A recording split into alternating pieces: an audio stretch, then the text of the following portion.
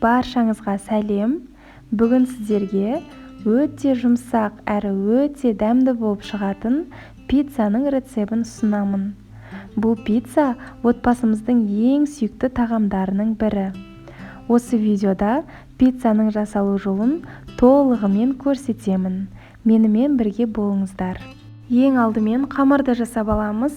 Ол үшін бізге қажетті ингредиенттер: ұн, жылы су, сұйық май, ашытқы, тұз, қант қажет. Жылы суға тұз, қант, ашытқыны қосып, жақсылап араластырамыз да көтерілгенше бетін жауып жылы жерге қойып қоямыз.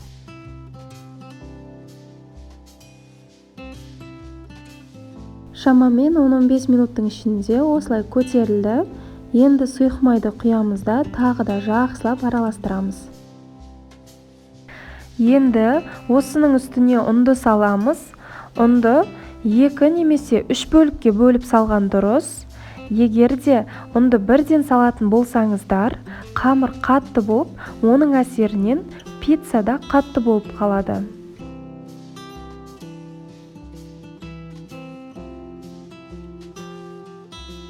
Бұл рецептте өте маңызды 2 этап бар. Оның бірі ұнды 2 бөліп салып, жұп-жұмсақ қамыр илеу. Ұнның бірінші бөлігін салғанда қамырдың консистенциясы қою қаймақ тәрізді болып, илегенде қолға аздап жабысып тұрады. Ұнның қалған бөлігін салып, қамырдың иін қандырып илеудің нәтижесінде қамыр қолға жабыспайтындай қалыпқа келеді. Мінекей, қамырымызды илеп болдық. Енді қамырдың 2 бетінде майлап, бетін жауып, шамамен 1-1,5 сағаттай жылы жерге қойып қоямыз. Салмасын дайындаймыз. Ол үшін бізге қызанақ, кетчуп, моцарелла ірімшігі, колбаса және майонез қажет. Сондай-ақ пиццаның салмасын қалауыңызша жасауға да болады. Қызанақ пен колбасаны жұқалап тураймыз. Ірімшікті үккіштен өткіземіз.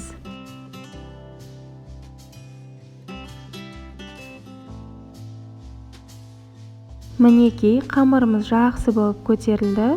Енді осы қамырдан 290-300 граммдай өлшеп аламыз. Шамамен видеодағыдай көлемде аласыздар. Ұнның сортына байланысты көлемдері де ұлғайып немесе азаюы мүмкін. Мен бірінші сорттық ұнды қолдандым. Қамырды жайпақ ыдысқа жайып, 5 минуттай қалдырамыз.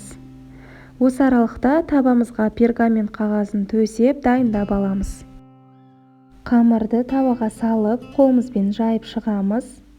Бастысы қамырымыз қалың болмауы қажет.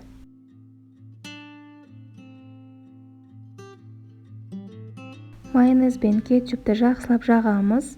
Кетчуптың орнына томат пастасын қолдануға да болады. Қызанақ пен колбасаны, оның үстіне ірімшікті саламыз. Мен моцарелла ірімшігін қолдандым. Сіздерге де моцарелланы қолдануға кеңес беремін, өйткені дәл осы ірімшікпен өте дәмді болып шығады. 180 градус қызып тұрған пеште 25-30 минуттай пісіріп аламыз. Жоғарыда өте маңызды деп атап өткен этаптардың екіншісі ол температура. Егер пешіңіздің қызуы қатты болатын болса, барынша бақылап тұрып пісіріңіз.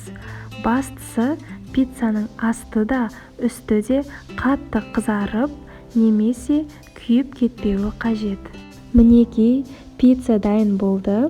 Жоғарыда айтылған барлық нюанстарды ескере отырып пісіретін болсаңыздар, пицца өте жұқа әрі өте жұмсақ болып піседі. Бұл пицца жеген адамдардың барлығын өзіне ғашық ететіні сөзсіз. Сондықтан дәл осы рецепт бойынша жасап көріңіздер және нәтижесімен пікірде бөлісуді ұмытпаңыздар.